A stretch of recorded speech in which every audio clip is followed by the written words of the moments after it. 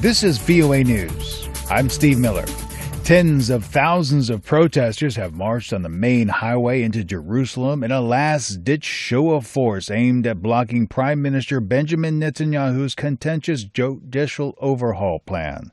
Thousands of Israelis demonstrated in Jerusalem against the overhaul sought by Prime Minister Benjamin Netanyahu on Saturday as pressure mounts on his right-wing government to scrap a bill that would curtail the Supreme Court's powers. Ido Golan says he came out for the country and his family. I think it's very important for us and also for them to know we did what we can do to save the democracy. The government's bid to change Israel's judiciary has plunged the country into one of its worst political crises, sparking nationwide protests, denting the economy and stirring concern among Western allies. The United States commissioned a warship, the USS Canberra in Sydney, Australia, Saturday. It's the first time a U.S. naval vessel joined active duty in a foreign port, as the two close allies step up their military ties in response to China's expanding reach. We hear from Australia's Governor-General David Hurley. And it's a celebration and a very visible example of our two nations' shared history, contemporary partnership, and commitment to the future. The ceremony comes amid the biennial Talisman Sabre military exercises between the U.S. and Australia, which is seen as a show of force and unity as China increasingly asserts power in the Indo-Pacific. NATO and Ukraine are discussing security in the Black Sea next week, particularly the operational corridor for grain exports at the request of Ukrainian President Volodymyr Zelensky. Russia has said ships heading to Ukraine's Black Sea ports could be considered military targets, and Ukraine says that there's alerts near Odessa. This is VOA News.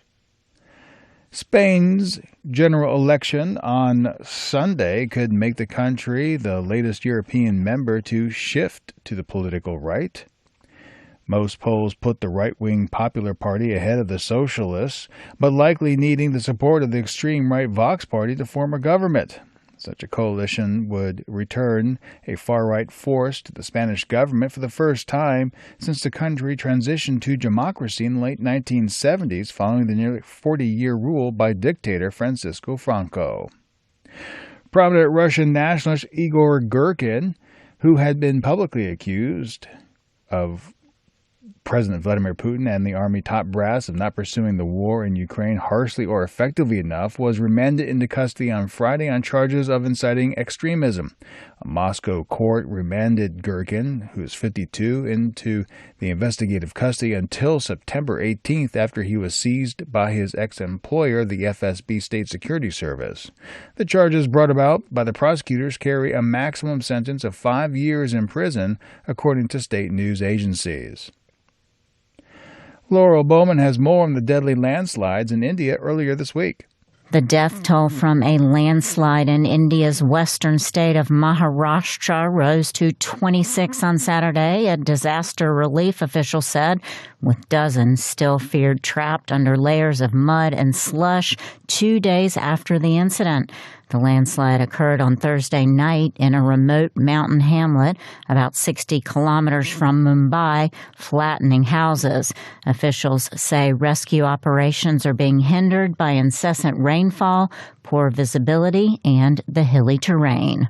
Laurel Bowman, VOA News, Washington. A wildfire, which has been raging on the Greek island of Rhodes for 5 days, forced hundreds of people to flee affected villages and beaches on Saturday. Video posted on social media showed people lining up for buses to escape the thick smoke in the air.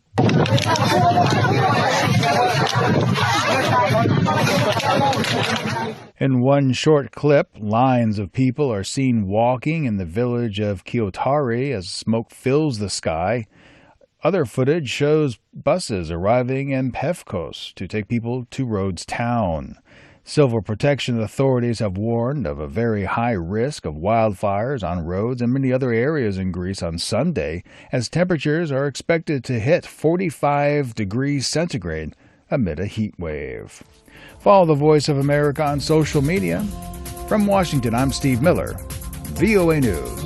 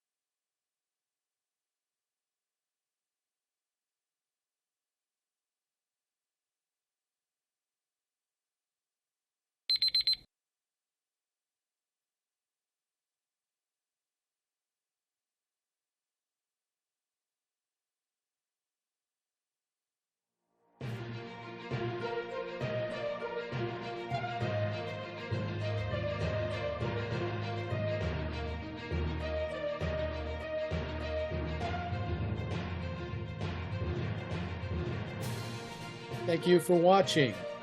Can you do me a favor? Please leave a comment in the comments section below. That would really help. Thank you, and see you again soon.